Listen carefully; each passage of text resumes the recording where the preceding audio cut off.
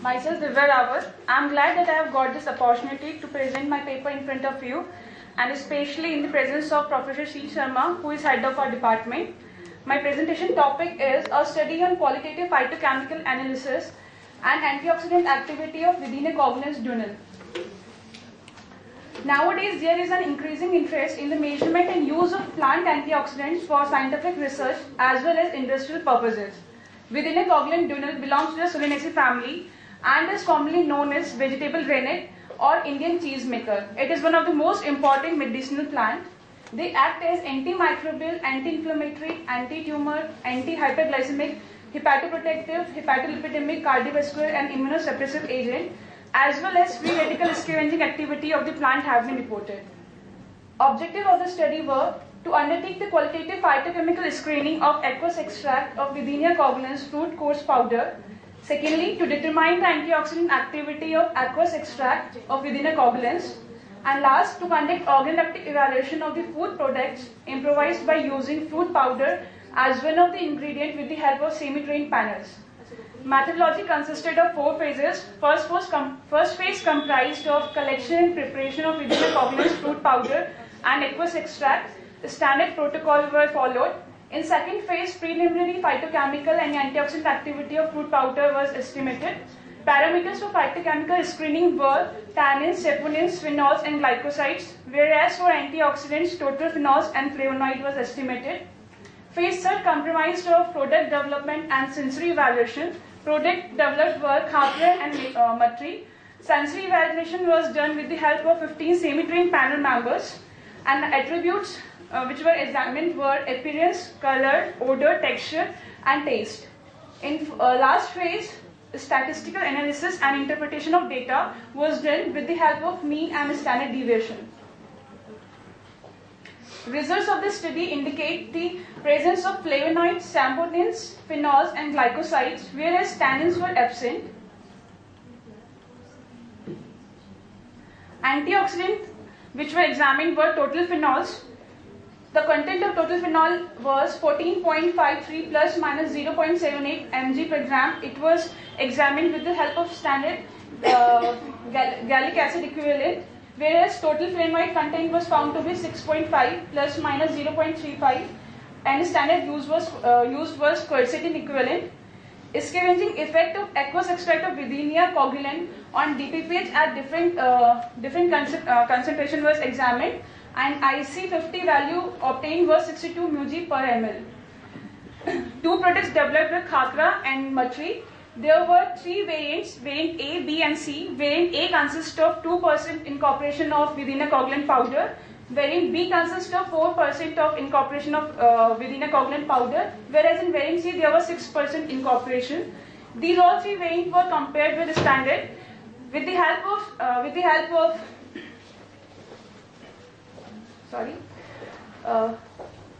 semi-trained panel members. These 3 variants were compared with the standard, and variant A was highly acceptable, whereas variant C was least accepted. Same was in matri, variant A, B, C.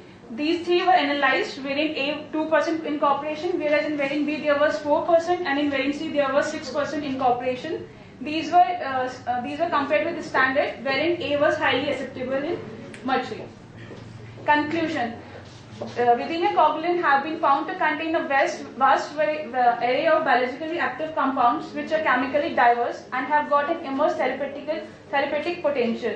In coming next generation, the importance of food is going to be increased because of their effectiveness and easy availability and low cost. The phytochemical present in aqueous extract of Vidina coglan may decrease the level of cholesterol and triglycerides. Thus, it can be used as a dietary supplement to fight against various metabolic disorders such as diabetes, atherosclerosis, obesity, and hypertension. Thank you. She presenting my paper entitled Jungle Jalebi, a lesser known fruit rich in antioxidants.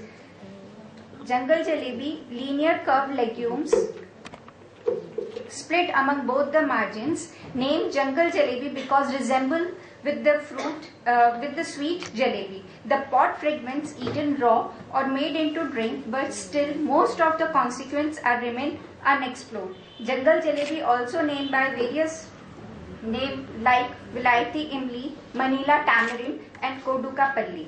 The generic name derived from word picos means an ape, lobos means a pot, dulce in Latin means a sweet in allusion to edible pulp of the pot. Antioxidants are the substance which are nutrient-wise vitamin C, E, beta-carotene, etc. and non-nutrient-wise polyphenols and flavonoids, etc. and found naturally in fruits and vegetables. Antioxidants can inhibit or delay the oxidative damage, preventing many non-communicable diseases. WHO reported in 2015, every year roughly 5.8 million Indians died from heart and lung disease, shock, cancer and diabetes, and also 1 in 4 Indian risk dying from non-communicable disease before they reach the age of 70. The burden risk factor for premature death and disabilities related to non-communicable disease such as poor diet increased by 70%, high blood pressure increased by 68% and smoking increased by 21% during last decade. Fresh fruits and vegetables are important and helpful in maintaining a healthy weight and providing prevention from non-communicable diseases.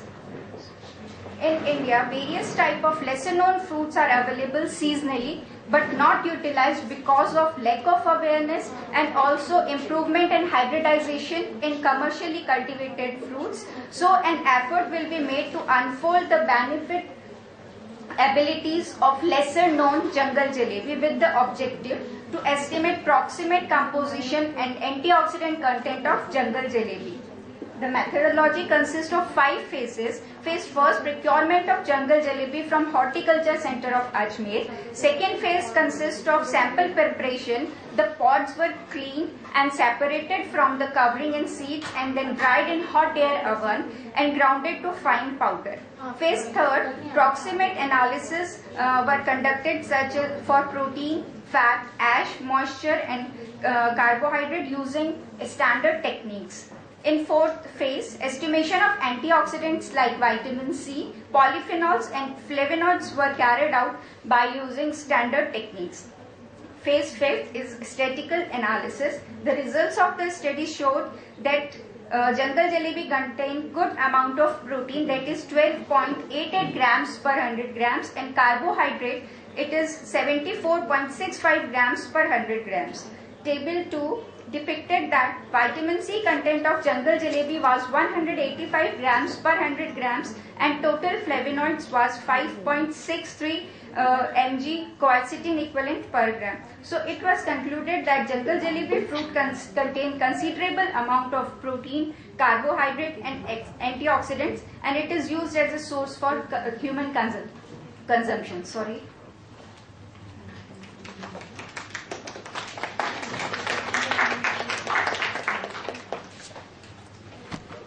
So next to come. The topic of my presentation is assessment of nutritional status in the elderly subject with and without diabetes mellitus. Next.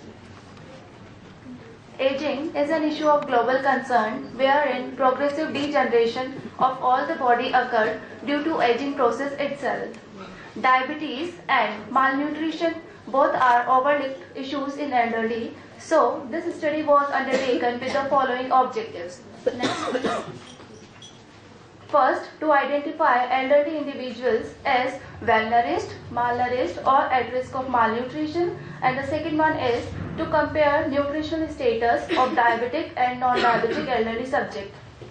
Now, coming over to sampling plan of my study, cluster random sampling technique was used to select the sample of the study. Total 500 subjects aged above 65 years were selected, wherein 250 diabetic elderly subjects and 250 non-diabetic elderly subjects were there. All these subjects were undergone for nutrition status assessment. It was carried out by 2 methods. One is traditional methods and another is mini nutritional assessment. Next. MNA is a standardized tool which comprised of 4 components. First, anthropometric assessment, second, general assessment, third, dietary assessment, and the last one is self-assessment. And other traditional methods included anthropometric assessment, second biochemical assessment, and the third is dietary assessment. Next. So please have a look at the results of this study. Table 1 shows the mean age of the subjects. Next please. Table 2 represents the gender-wise anthropometric measurements of the diabetic as well as non-diabetic subject. This table shows that male subjects in both the categories were ahead from their female counterparts on the basis of most of the anthropometric measurements. Next. Figure 1 represents the percent distribution of the diabetic as well as non-diabetic subjects with respect to their BMI, and this figure represents that pre-obesity was more prevalent in diabetic subjects, whereas more number of non-diabetic subjects were falling in normal category. Figure 2 represents the percent distribution of the diabetic as well as non-diabetic subject on the basis of their MUSE. Figure 3 and Figure 4 represent the percent distribution of the male and female subjects on the basis of their waist circumference, and this depicts that more number of diabetic subjects in both the category were having substantially increased risk of metabolic complications as compared to non-diabetic counterparts. Next please. Figure 5 and Figure 6 represents the percent distribution of the diabetic male as well as female subjects on the basis of their waist-hip ratio, and this shows that more number of diabetic male as well as female subjects were having substantially increased risk of metabolic complication on the basis of their waist-hip ratio.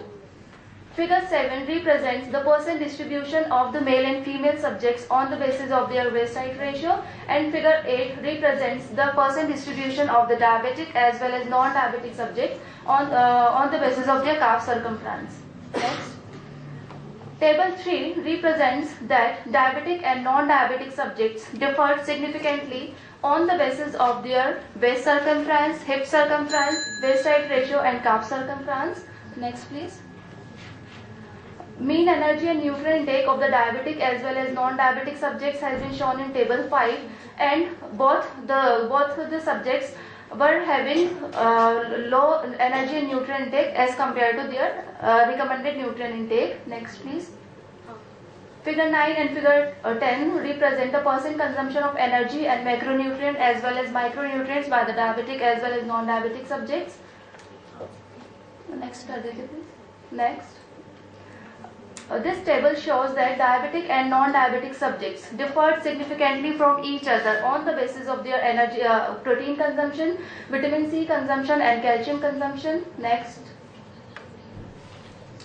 Table 7, Table 8 and Figure 13 represents that non-diabetic subjects were having better nutritional assessment score as compared to diabetic subjects. Ultimately represents better nutrition status. Next please.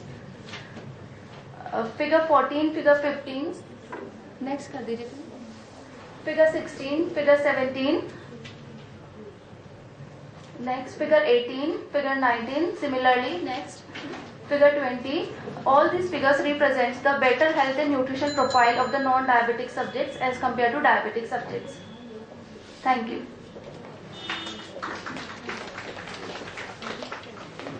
So we are rather feel apologetic that we sort of economized on time. We didn't allow this question answer session, which should have been there after every presentation. But we have had a very long day. Plus we had this tapering effect, like with every passing hour, some of the audience, they were moving away. And I didn't want that at the end, only 2 or 3 persons they remain. So because of all these reasons. But we had presentations, 9 in all, and covering a wide canvas of the subject of food science and nutrition. We had from this all prevalent diabetes mellitus, then on this nutrition education, on this dietary survey and diseases like hypothyroidism, on work activity stress. So all the participants, presenters, they were very well prepared. I feel very happy, and I will suggest that to interact, you can resort to the modern means you can ask questions or give suggestions through email if you don't happen to find the projectors today or tomorrow. So you have to bear with us, and that is the end of the session, and we meet tomorrow in the morning at 9:30. At 9:15. That's it. Thank you very much.